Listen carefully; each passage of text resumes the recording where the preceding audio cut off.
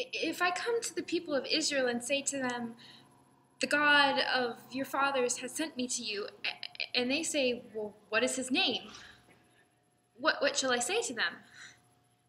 I stood before a bush that was burning, but it was never consumed, an unquenchable fire, and it simply was. Then once again he spoke to me. I am who I am. Say to the people of Israel, I am has sent me to you. I stared at the fire. I couldn't argue with that, but what would the people say when I told them that the existing God, the God who is going to rescue us all? Would they believe me?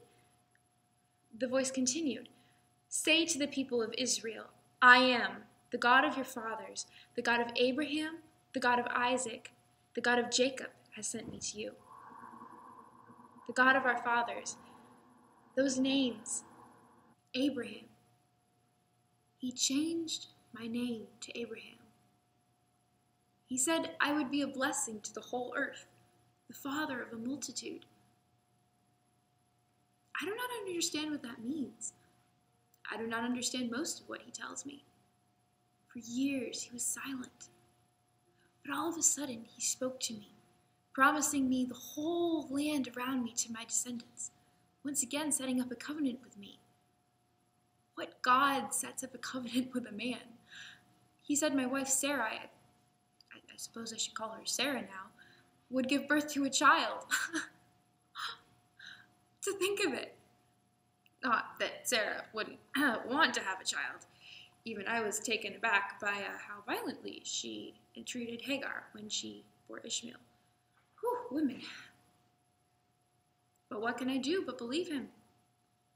God Almighty is his name, and I've seen it. I'm nothing but a stranger in this land, keeping sheep in these hills. But he prospered me beyond what I ever could have imagined. Just look around me. Oh, you see the people in the valley? Do you think they're doing better than me?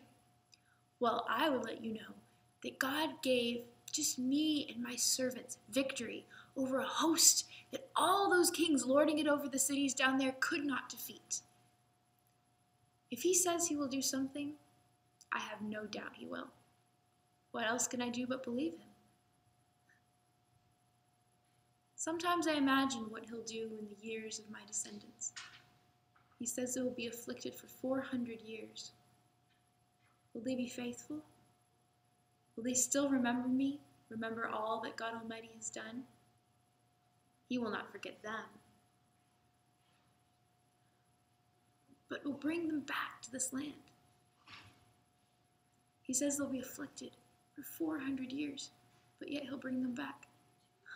Not as strangers, but as conquerors. I wish I could see that day.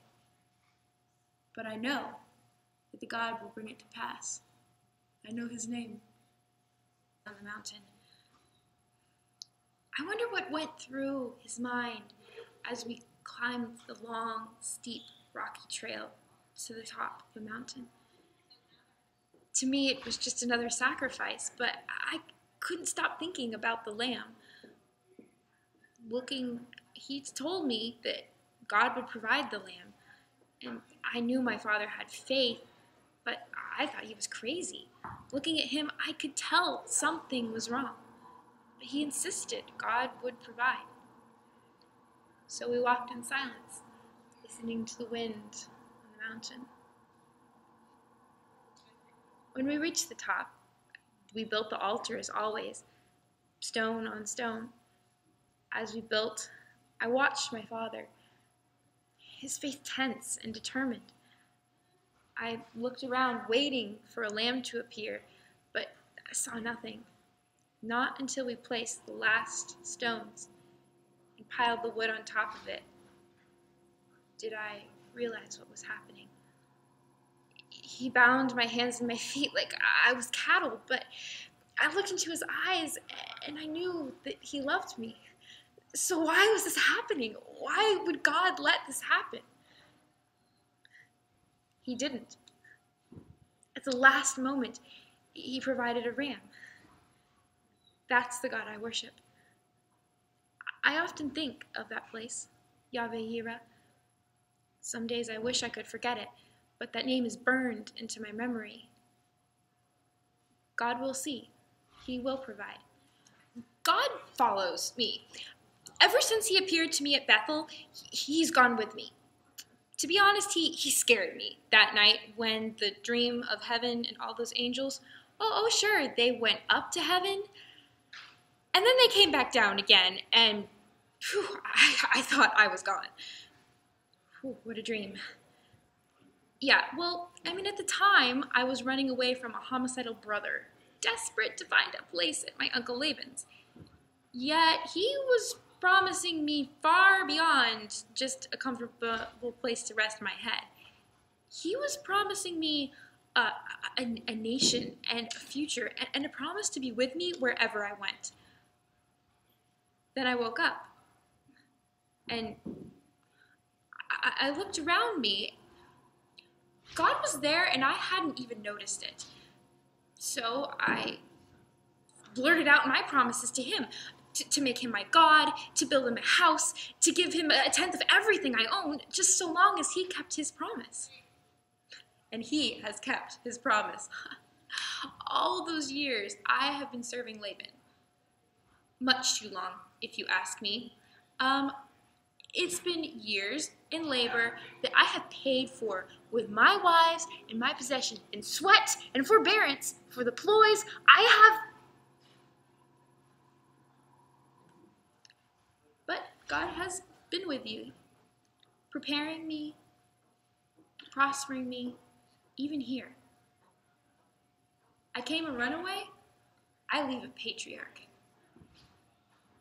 Just last night, he appeared to me again. The God of Bethel, he called himself. He hasn't forgotten my vow, and neither have I forgotten his. Soon, I'll be returning to my father's country. I don't know what to expect after so many years. I shudder when I think what Esau might have become by now, what great nation he could be. Still, God goes with me, or I go with him. He's a better shepherd than I am. It is the time I tell my wives that we're leaving. We may be running, do not know if Laban will let my people go. We may even be running straight into a bright red enemy. We may be returning to a land where we are simply foreigners. But Yahweh goes with us. The Lord said, tell the people, Yahweh, the God of your fathers, the God of Abraham, God Almighty is his name, and the God of Isaac, he will provide, and the God of Jacob, but Yahweh goes with us, has sent me to you. This is my name forever, and thus I am to be remembered throughout all generations. He has appeared to me, saying, I have observed you and what has been done to you in Egypt. And I promise you that I will bring you up out of the affliction of Egypt to a land flowing with milk and honey. Thus says Yahweh.